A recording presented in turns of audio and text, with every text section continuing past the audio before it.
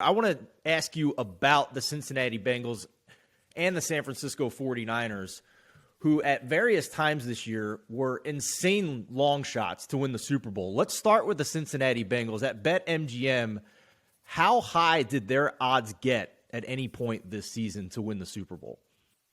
Yeah, I can't think of a time where we had a team about this high of odds that ended up in the conference championship. But on September 19th, we had the Bengals at 150 to 1.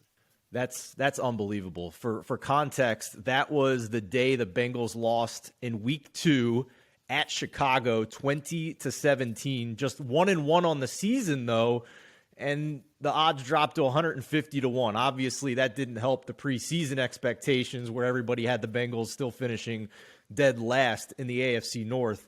But here they are, one of the 4 remaining teams in the chase for the Vince Lombardi Trophy.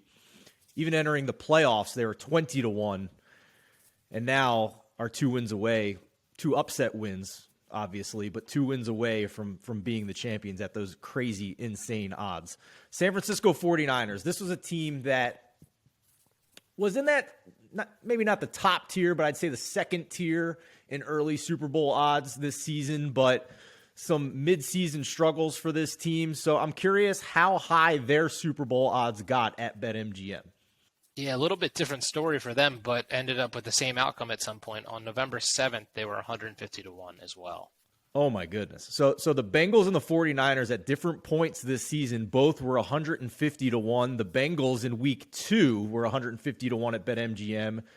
And the date that you just gave me for the Niners coincided with the week 9 loss to the Arizona Cardinals. They lost 31-17, but notably they lost to the backup quarterback, Colt McCoy, to drop San Francisco to 3-5 on the season, and that's when the 49ers were 150 to 1 at BetMGM to win the Super Bowl. And here they are, about a field goal underdog against a team they've already beaten twice this year, with a chance to get back to the Super Bowl and potentially a rematch of the Super Bowl from a couple of years ago when they held a fourth quarter 2-possession lead over the Kansas City Chiefs. Just unbelievable. Christian, I mean, yeah.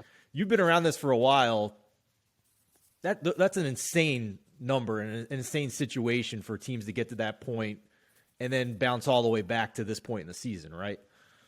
Oh, absolutely. It's incredibly rare. I mean, we talked a lot about the parity in the NFL this season, and where it did kind of feel more wide open. It felt like there was, tiered up, or there was a tier of teams that were a lot better than others, but we said every team kind of has a chance this year. So hopefully if you were betting them, you were still a fan of them all the way at 150 to 1, because it's crazy to have it that high.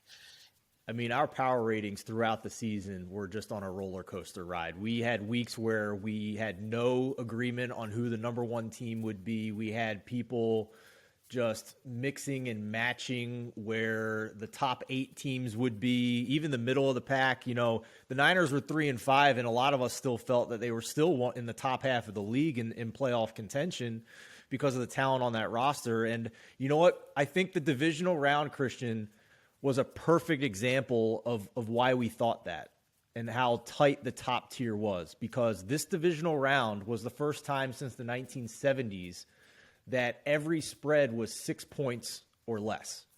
And sure enough, the margins and the margin for error in these games was razor thin, right? I mean, it was just a coin flip game, quite literally, in the final game of the weekend. Yeah, every single game came down to the last play. Just unreal. It's rare that happens too, yeah. Unreal. For the expectations to be there and then for it to actually play out that way. Imagine not liking football. Imagine not being a football fan. Yeah.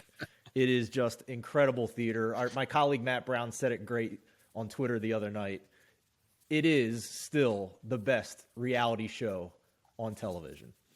Christian, 100%. As always, thank you so much for joining us every Monday here on Behind the Lines. Fantastic insight.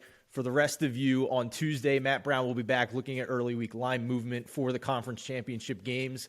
And then our Megapod continues at the end of the week on Fridays now to make sure that there isn't any COVID funny business at the end of the week.